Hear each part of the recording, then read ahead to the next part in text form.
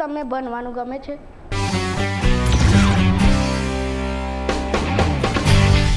ભણવું એટલે વાંચવાનું ઓછું ગમતું પહેલાં મને.